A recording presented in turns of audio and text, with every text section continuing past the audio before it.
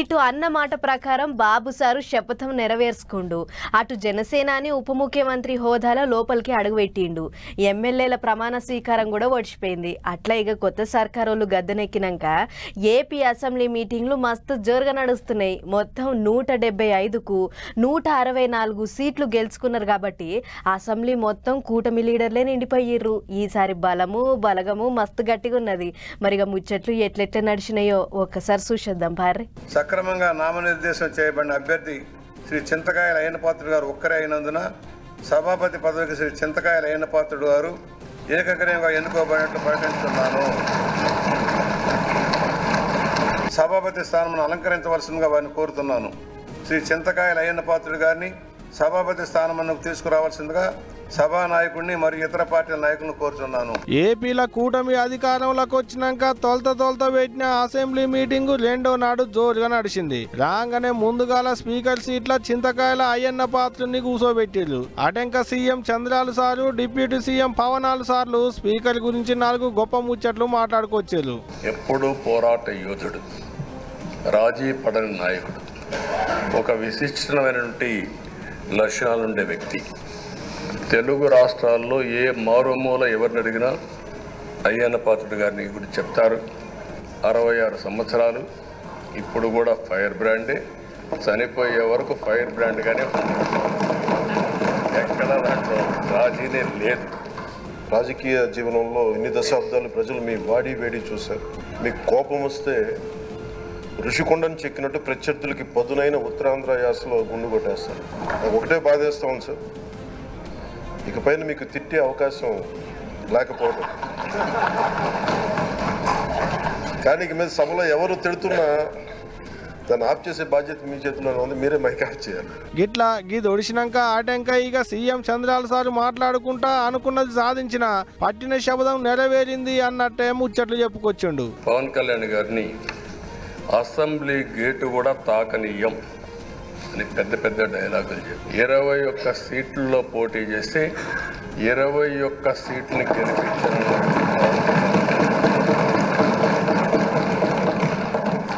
Why not 175 అని చెప్పి 11 కూడా తెచ్చుకోలేని నాయకత్వం. అంటే ఏ విధంగా మాట్లాడారు అనేదానికి ఇది ఒక ఉదాహరణ. ఆ రోజు పవన్ కళ్యాణ్ గారు చాలాసార్లు, నేను కూడా అన్నాను, బయట చాలామంది అభినందించారు. ఎక్కడ తగ్గాలో తగ్గడం, ఎక్కడ గెలవాలనో గెలవడం నేర్చిన వ్యక్తి పవన్ కళ్యాణ్ గారు. అయ్యాల మాకు బలం తక్కువ ఉంది అనుకున్నారు, బలగం లేదనుకున్నారు, అందుకనే అడ్డగోలుగా మాట్లాడిర్రు, కన్నీళ్లు పెట్టించిర్రు అన్నట్టే మాట్లాడుకొచ్చిండు. ఇగిటు డిప్యూటీ సీఎం పవనాలు సార్ మాట్లాడుకుంటా పంక పార్టీల మీదకి కారాలు మిలియాలు నూరిండు. గత ప్రభుత్వం తాలూకు సభ జరిగిన విధానం చూస్తే ఈ వ్యక్తిగత దూషణ ఇవన్నీ చాలా ఇబ్బంది పెట్టే ప్రజలు. ఈ రోజున వాళ్ళకి 11 సీట్లకు పరిమితం అయ్యారు. ఈరోజు లేరు, ధైర్యం లేదు వాళ్ళకి. విజయాన్ని తీసుకోగలిగారు కానీ ఓటమి కూడా ధైర్యంగా కూర్చుకునే వాళ్ళకి స్థాయి లేదు. వాళ్ళకి పారిపోయారు ఇక్కడి నుంచి. ఆగనాట గెలిచినప్పుడు సంబరపడ్డారు, మాటలతోని మనుషుల్ని బాధ పెట్టిర్రు, ఓడిపోయినాక ముఖం లేక పారిపోయిర్రు, అసెంబ్లీ కూడా రాలేదు అన్నట్టే మాట్లాడుకొచ్చిండు. ఇగో గిట్లా రెండో నాడు అసెంబ్లీల పరిచయాలు, పలకరింపులు, ప్రతిపక్ష పొల్ల మీద జోకులు, లీడర్ల నవ్వులతోని ఓడిసింది. మరి చూడాలే ముందు ఇంకెట్ట సాగుతుంది ఏంది అనేదిగా.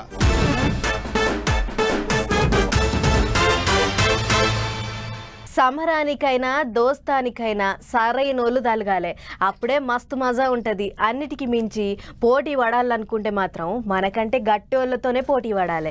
అట్లయితేనే మన బలం ఏంటిది, మన బలగం ఏంటిది తెలుస్తుంది. తెలంగాణ సీఎం రేవంత్ సార్కు ఇప్పుడు అసొంటి గట్టి పోటీ దొరికిందట.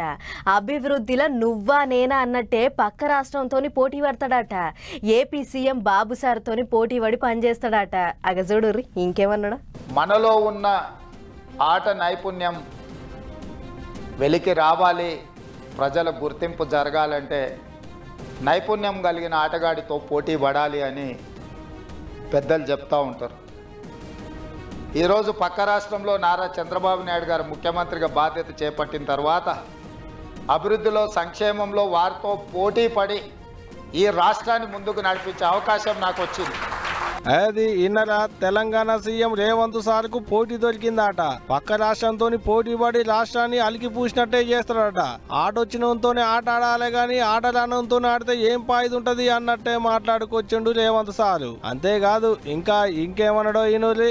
గతంలో 12 గంటలు పనిచేస్తే సరిపోతుంది, అంతకు మించి అవసరం లేదు అనుకునేవాడిని. కానీ ఇప్పుడు వారు 18 గంటలు పనిచేస్తే నేను 12 గంటలతో సరిపెడితే కుదరదు. కాబట్టి మా అధికారులకు మా సహచరులకు మనం కూడా 18 గంటలు పని చేయాల్సిందే. అభివృద్ధి విషయంలో సంక్షేమం విషయంలో పోటీపడి ఈ 2 తెలుగు రాష్ట్రాలు ప్రపంచానికే ఒక రోల్ మోడల్గా నిలబడాలి అని నేను భావిస్తున్నాను. ఆగనాట ఇప్పటి సంధి సార్ సుత చంద్రాల సార్ లెక్కనే 18 గంటలు పని చేస్తారట. రాష్ట్రాన్ని దునియాలనే రోల్ మోడల్ లెక్కనే చేస్తారట. అంతేకాదు అలా పార్టీ వాళ్ళతో కూడా జోరుగా పని చేపిస్తారట.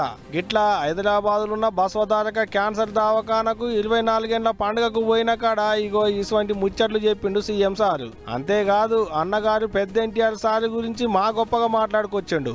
ఈనాడు కొన్ని ప్రత్యేకమైన పరిస్థితుల్లో మేము ఉన్నా ఈ హోదా ఈ గౌరవం వారు ఏ స్వార్థం లేకుండా ఏర్పాటు చేసిన ఒక రాజకీయ పార్టీ మాకందరికీ అవకాశం కల్పించింది. గిట్లా అన్నగారు పెట్టిన పార్టీకేంచే చాలా మంది రాజకీయంలో ఉన్నాం, గొప్పోళ్ళమైనాం అన్నట్టే మాట్లాడుకొచ్చిండు. మరి చూడాలి తెలంగాణలో సారు పాలన జోరుగా సాగుద్దా, ఏపీలో వాళ్ళ పాత దోసు చంద్రాలు సారు పాలన జోరుగా సాగుద్దా అని ఎడిదిగా.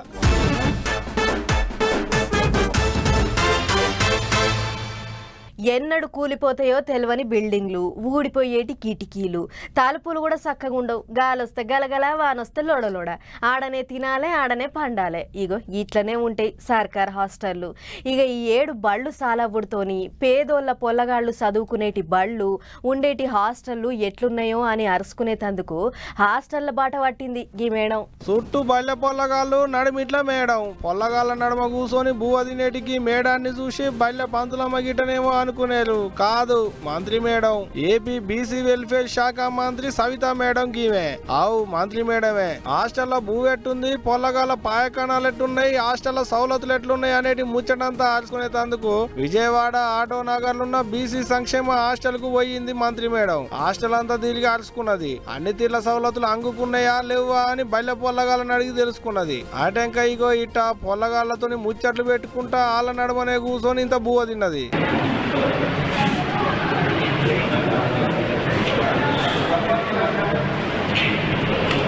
మరి మేడానికి బల్లె పొల్లగాళ్ళే చెప్పిర్రు, లేకుంటే ఇంత తిన్నాక పొల్లగాళ్ళకి ఆయమన్నా తిండి పెడతలేరని మేడానికే అర్థమైందో ఏమో తెలియదు. కానీ ఇగో ఇటనేనా భూ ఉండేది అనుకుంటా హాస్టల్లో వార్డెన్ని గట్టిగానే అరుచుకున్నది మంత్రి మేడం.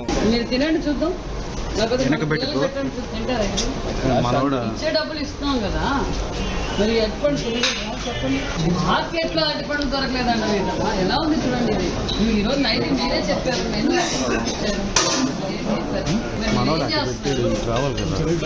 ఎవరు తెచ్చారు? ఇది మీరు మీ బాధ్యతే కదా. అది ఇన్నరా గీ మీరైతే తింటారా? మీ పొల్లగాళ్ళకైతే గిసువంటివి పెడతారా? మీరో పాలి తినిసూడూరి అనుకుంటా అరటిపండు పొట్టోల్సి అధికారులకు తినిపించినంత పని చేసింది మంత్రి మేడం. ఇట్లా వంటలు ఉండేటి గదులు, పొల్లగాళ్ళు తినేటి జాగలు, పొల్లగాళ్ళు వండుకునేటి రూములు, పాయకానాలు అన్ని తిరిగి చూసింది. అరటి పండ్లు కూడా ఆయమన్నయ్య పెట్టకుంటెట్టా అని గట్టిగానే అరుచుకుంది. పోత పొల్లగాళ్లకు తీయటి స్వీట్లు ఇచ్చి మంచిగా చదువుకోవాలని చెప్పిపోయింది. అంతేకాదు ఏదైనా తక్లీఫ్ ఉంటే నాకే చక్కగా ఫోన్ చేయాలని పొల్లగాళ్లకు మేడం నెంబర్ కూడా ఇచ్చిపోయిందట. మంచి ముచ్చటే కదా. ఏదైతే గాని ఏపీల లీడర్ల పాలన మాత్రం మా జోరుగా సాగుతున్నది. పోండ్రి చూడాలే ఇప్పుడైనా ముందర కూడా ఇట్టనే ఉంటదా అనేదిగా.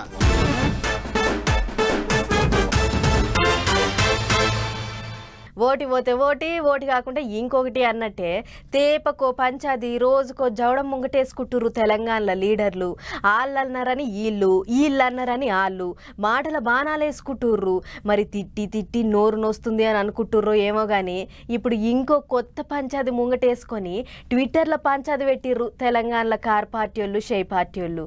ఇక గల పంచాదేందో ఓసారి మనం కూడా పురాగా అరుచుకొని వద్దాం పార్రి. ఓటి కాకపోతే ఓటి అన్నట్టే రోజుకో దౌడం ముందటేసుకుంటున్నారు తెలంగాణ లీడర్లు. కాళేశ్వరం పంచాయతీ అయిపోగానే కరెంటు పంచాయతీ, ఇప్పుడు అదోడవంగానే బొగ్గు పంచాయతీ. కార్ పార్టీ వాళ్లకు షెయి పార్టీ వాళ్లకు నడుమ సింగరేణి బొగ్గు గనుల మీద పొట్టు దౌడం నడుస్తున్నది. రేవంత్ రెడ్డి గారు అనుకుంటా కేటీఆర్ సారు, కేటీఆర్ గారు అనుకుంటా రేవంత్ రెడ్డి సారు ట్విట్టర్ కు ఇట్లా పంచాయతీ గట్టిగానే పెట్టిర్రు. 2021 బొగ్గు మీద బగ్గున మంతివి, బొగ్గు గనుల్ని ఏలం పాటేయొద్దంటివి, 4 బ్లాకుల్ని సింగరేణికే ఇయ్యాలంటివి, సెంటర్ సర్కారు మీదికి శంగున లేస్తివి. ఇప్పుడేమైంది, ఏలం పాటకు మీ బట్టినే పంపించబడితివి కదా రేవంత్ సారు అనుకుంటా సూటిపోటి మాటలతోని సూదులు గుచ్చినంత పని చేసిండు కేటీఆర్ సారు. మాటకు మాట ట్వీట్ కు ట్వీట్ అన్నట్టే రేవంత్ సార్ కూడా తగ్గేదేలే అన్నట్టు గట్టిగానే అరుచుకున్నాడు. అడిగినాటికన్నిటికి అరటి పండుల్సి నోట్లో పెట్టినట్టే రీట్వీట్లు చేసిండు. ఇది ఒకటే కాదు, ఇల్లు లేదు ఆకిల్ లేదు, అసవంటి తెలంగాణకు ఇల్లు కట్టి పొయ్యి పెట్టి అలికి పూసినట్టు తయారుగా పెడితే అలికి పూసిన ఇంట్లోకి వచ్చి ఆగం ఆగం చేస్తున్నావు అన్నట్టే జాపిచ్చిండు కేటీఆర్ సారు. ఇగో ఇట్ట ఆయన రోకు ఈయన రోకు నువ్వెంత అంటే నువ్వెంత అనుకున్నట్టే ట్వీట్ల మీద ట్వీట్లు చేసుకున్నారు. ఒకరినొకరు పొట్టు జాపించుకున్నారు. ఇద్దరు నడుమ పంచాది సిలికి గాలివాన అయినట్టే గట్టిగానే నడిచింది. ఇది చాలదన్నట్టు నడమ ఇటు కార్ పార్టీ లీడర్లు అటు షెయి పార్టీ లీడర్లు మైకుల ముంగటికి వచ్చి కారాలు మిల్యాలు నూరుతున్నారు. మరి చూడాలకి పంచాది ఎంత దూరం పోతుంది ఏంది అనేది గాని ట్విట్టర్ గుట్లకి ఇలా పంచాదులు చూసిన పబ్లిక్ పాలన ఇడిచిపెట్టి బజార్ల పంచాది పెట్టిర్రు అనుకుంటున్నారట.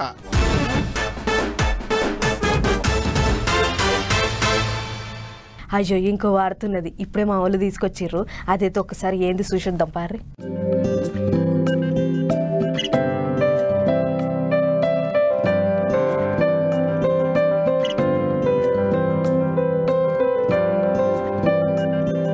ఇన్నొద్దులు ఒక లెక్క ఈ పర్సన్ ఒక లెక్క అన్నట్టే పాలన సాగిస్తున్నాడు AP deputy CM Pawan Kalyan sir. పవర్ల ఒత్తుడుతోనే పబ్లిక్ తిప్పలాల్చుకునేటి పనిలో పడ్డాడు. మంగళగిరిలున్న పార్టీ ఆఫీసు ముంగట ఇగో ఇట్ట కుర్చీ వేసుకొని కూర్చొని పబ్లిక్ తిప్పలాల్చుకుంటుండు. వచ్చిన వాళ్ళకు వచ్చినట్టే కాగితాలు తీసుకుంటుండు, అధికారులకు ఫోన్లు కొడుతున్నాడు, పబ్లిక్ తిప్పలను అక్కడికక్కడనే తీరిపోయేటట్టు చేస్తున్నాడు.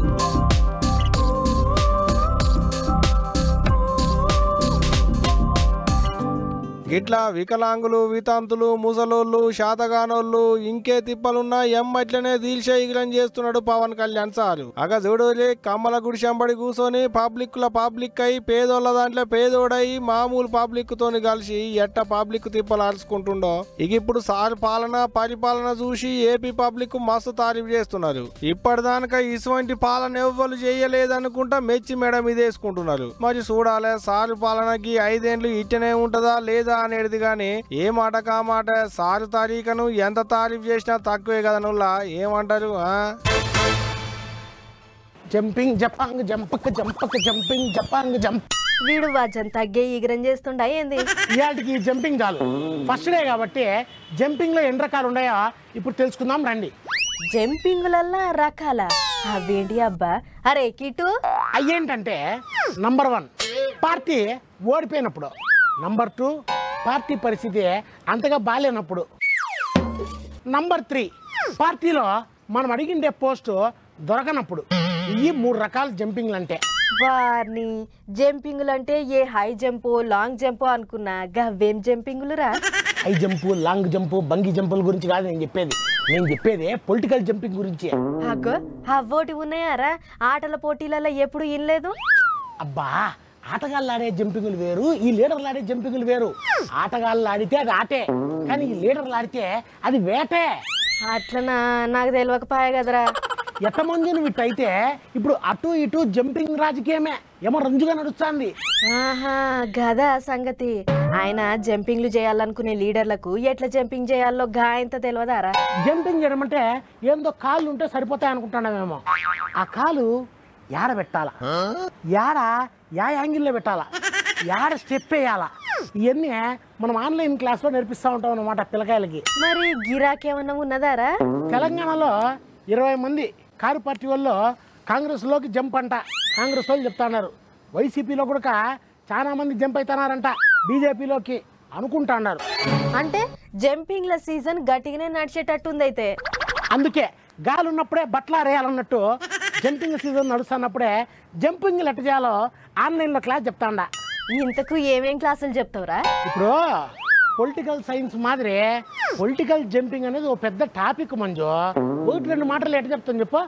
అబ్బో ఆయన అవన్నీ నువ్వెప్పుడు చదువుకున్నావురా? అన్ని విషయాలు చదువుకుంటానే నేర్చుకుంటావా ఏంది? పొలిటికల్ జంపింగ్ వ్యవహారంలో మంది PhD లెవెల్. అట్లనా? సరే గాని జంపింగ్ లీడర్లతోని జర్ర పైలం. నీ క్లాసులు అన్నీ ఎప్పుడు జంప్ అయ్యేది తెలియదు. సర్లే మంజు, క్లాస్ టైం అవుతుంది నువ్వు. Dear students, these are the important points, types of jumpings. Please note. Okay, bye. గదన్నట్టు సంగతి. మా ఓడు ఎప్పుడు ఏ కార్యం ముంగటేసుకునేది తెలియదు. ఎలక్షన్లకు ముందే అనుకున్నాం, ఇప్పుడు ఎలక్షన్లు అయిపోయిన తర్వాత కూడా లీడర్లు జంపింగ్లకు రెడీ అవుతుర్రట. అట్నుంచి అంతమంది, ఇట్నుంచి ఇంతమంది అని దినా ముచ్చట్లు ఈనబడుతూనే ఉన్నాయి. మరిగా చూసుకుంటా పోవాలి ఏ గూటి పక్షులు ఏ గూటికి చేరుతాయో.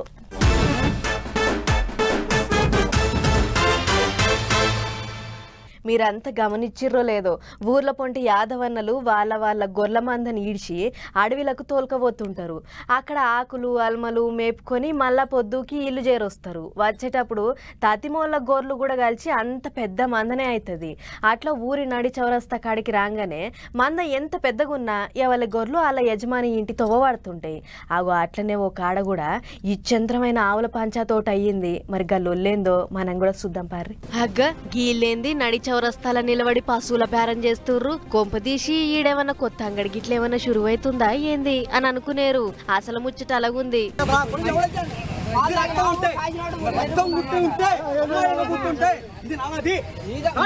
చూసిర్రు కదా, అమ్మయ్యకు పుట్టి ఉంటే ఇది నాదని ఇట్లా తెగేసి చెప్తుండు. ఇంతకు ఈడైతున్న పంచాది ఏంటిదంటే, ఖమ్మం జిల్లా పెనుబల్లి మండలం బిఎం బంజర్ రింగ్ సెంటర్ కాడ ఒకళ్ళిద్దరు మనుషులు గీ ఆవులు మాయంటే మాయని లొల్లికి దిగిర్రట. ఇక ఆయన నోటనా ఈ నోటనా లొల్లి పెద్దగానే అయిందట.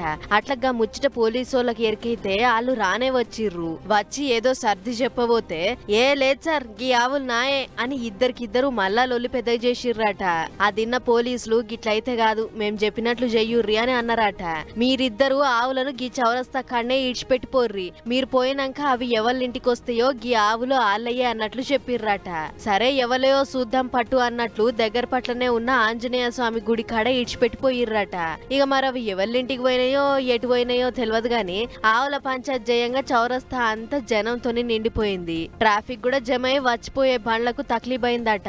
ఆయన పోలీసు కూడా గట్లెట్లా చెప్తారు, ఇంతకైతే ఎక్కడికేంచి వచ్చినాయి ఎవలి ఏం కథ అని అరుసుకోకుండా వాటి ఎట్లా చెప్తారు అని అంటుర్రు గీ ముచ్చట చూసిన కొంతమంది పబ్లిక్.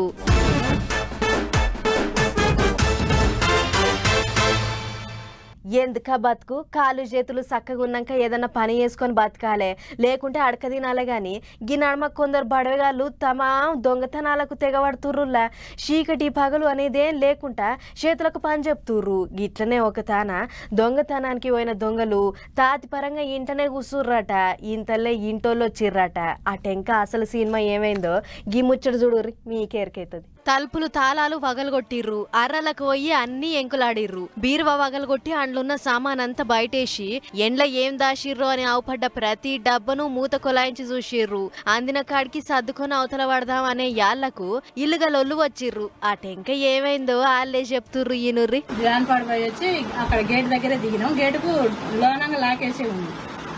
చిన్నగా తీసుకొని ఇంట్లోకి వచ్చి, అంటే దొంగలు కానీ అప్పుడు తెలవదులే కానీ మామూలుగా చిన్నగా తీసుకొని డైరెక్ట్ బండి వేసుకొని ఇంట్లోకి ఎక్కినాం. ఎక్కినాక ఈ మెయిన్ డోర్ కి తాళం తీసుంది. ఈ పక్కంగా వేసినాం అయ్యిందని ఇటు చూసినాం, ఇటు కూడా తీసే ఉంది. వాడు లోనంగా కూడా వచ్చి డోర్ తీసి ఎవరు కావాలని వాడు బొమ్మలు అడుగుతుంది, ఎవరు కావాలని. అబ్బర కొడక, వచ్చిందే దొంగతనానికి. పైనంగా అదేదో వాళ్ళ తాత జాగిరన్నట్లు మా ఇంటికి మీరు ఏమిటికొచ్చిర్రు, ఇంతకు మీరెవళ్ళు అని ఉల్టా ఇంటోళ్ళనే అడిగిర్రట. అటెంక ఏమైందక్క? వానికి మీరు చూసినాం మా ఆయన వాడు ఉడికి 10 ఫీట్ల గోడ దూకిండు. మా ఆయన మించి దూకింది గోడ. ఆయన మించి దూకి ఆయన గట్టిగా ఒత్తి పట్టుకుంటూ నేను దొంగ అనగానే ఒక 5 నిమిషాలు ఎవరు రాదు. 5 నిమిషాల తర్వాత వెనకింటే ఒక అబ్బాయి వచ్చి ఇద్దరు కలిసి ఆ సందులో పట్టుకుని నేనంగా ఇక్కడ మెయిన్ డోర్ లాగా ఇంకిద్దరు ఉన్నారు ఇంట్లో. వాళ్ళు వెళ్ళిపోయారు, బండి వేసుకొని బయటకు వెళ్ళిపోయారు. వెళ్ళిపోయాక మేము ఆడంగా వచ్చి వాళ్ళని పట్టుకొని చెట్టుకు పెట్టేసి కొట్టి పోలీసులు ఓ అన్న గా దొంగోడు గోడ దుంకినప్పుడు నువ్వు కూడా దుంకినవు బానే ఉంది గాని ఆయన ఇద్దరు ఆల్మగళ్ళు మంచి ధైర్యంగా ఉన్నట్లున్నారు. ఒకరిని పట్టుకొని షెట్టుకు కట్టేసి ఓ మలక తోముడు దోమిర్రట. తతిమోళ్ళు ఎటువాయరా వాళ్ళకు ఫోన్ చేయమంటే వీడియో కాల్ చేసిండట. వచ్చిన ముగ్గురిట్లా ఒకళ్ళు దొరికి తన్నుల పాలైతే ఇంకో ఇద్దరు 60,000 నగదు 3 తులాల ఉంగరాలు చెవిదుద్దులు ఎత్తుకుపోయిర్రట. పోలీసులకు ఫిర్యాదైతే అలా కేసు గట్టి ఎంకులాడుతుర్రట. సూర్యాపేట జిల్లా నేరేడు చర్లలున్న శివాలయం దిక్కయ్యింది గీ ముచ్చట. చూసిర్రు కదా, మీరు కూడా జర్రంత పాయలంగుండుర్రి.